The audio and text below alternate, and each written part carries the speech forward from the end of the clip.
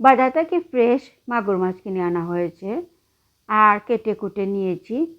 মাগুর মাছের মধ্যে একটা কাইকা মাছ ছিল, সেটাও দিয়ে দিয়েছি। আর মাগুর মাছ কেটে কুটে ভালো করে ধুয়ে নিয়েছি।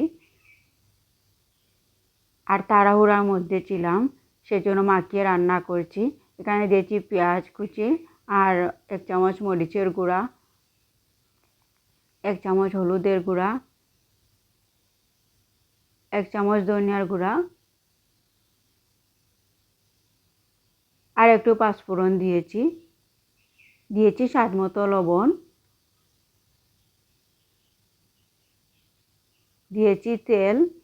আসসালামু আলাইকুম, ওয়েলকাম টু উর্মিস কিচেন। সবাই কেমন আছেন? নিশ্চয়ই ভালো আছেন, আল্লাহর রহমতে আমরাও ভালো আছি। আর এখন মেখে নিচ্ছি। আসলে ফ্রেশ মাছ যে কোনোভাবে রান্না করলে খেতে কিন্তু খুব মজা হয়। আর ঢাকনা লাগিয়ে দিয়েছি আর চুলার আগুন জ্বালিয়ে দিয়েছি। আর হাতে মেখে অনেকে রান্না করতে পারেন না, মশলার একটা কাঁচা স্মেল করে, সেজন্য খেতেও ভালো লাগে না। আমি কিন্তু যেভাবে রান্না করি খেতে মাশাআল্লাহ মাশাআল্লাহ খুব মজা হয়। কিছুক্ষণ রান্না করার পর নেড়ে চেড়ে দিচ্ছি আর মাছগুলা কষিয়ে নিচ্ছি।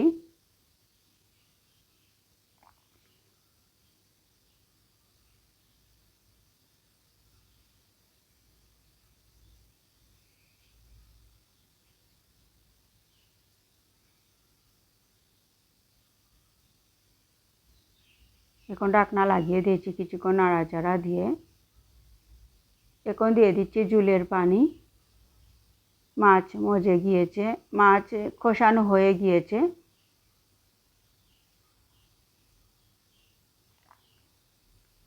আস্তে আস্তে করে নেড়ে চেড়ে দিচ্ছি, বেশি জোরে নাড়া যাবে না, তাহলে মাছগুলা ভেঙে যাবে।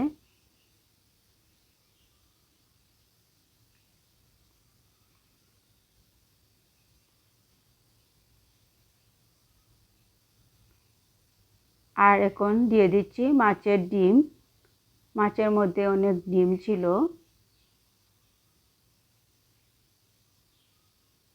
মাগুর মাছের ডিম আসলে খেতে খুব মজা হয়। ডিম দিয়ে নেড়ে চেড়ে দিচ্ছি।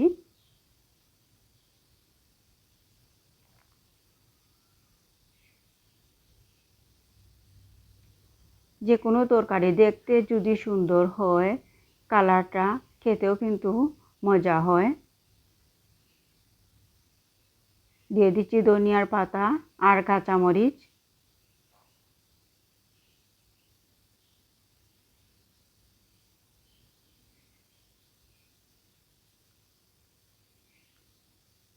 ধনিয়ার পাতা দিয়ে নেড়ে চেড়ে দিচ্ছি।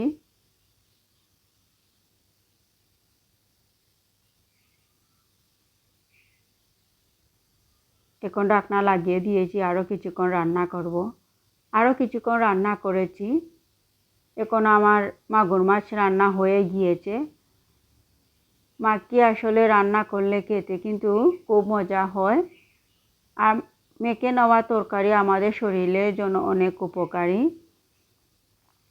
স্বাস্থ্যকর একটা। এভাবে রান্না করলে। আর খুব তাড়াহুড়ার মধ্যে রান্না করেছি। এখন চুলাটা অফ করে নিয়েছি।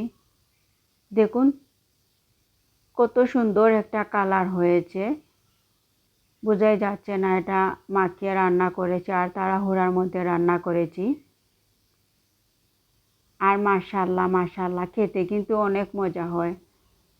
মাখিয়ে অনেকে রান্না করতে পারেন না, মশলার বাজে স্মেল করে। মশলার বাজে স্মেল করলে আসলে তরকারি খাওয়া যায় না।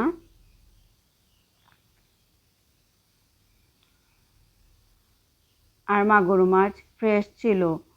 ফ্রেশ মাছ আসলে যে কোনোভাবে রান্না করলে খেতে মাশাআল্লাহ খুব মজা হয়। আমার এই রেসিপি কেমন হয়েছে আমাকে কমেন্ট করে জানাবেন, আমাকে সাপোর্ট করবেন। সবাই ভালো থাকবেন। আল্লাহ হাফিজ।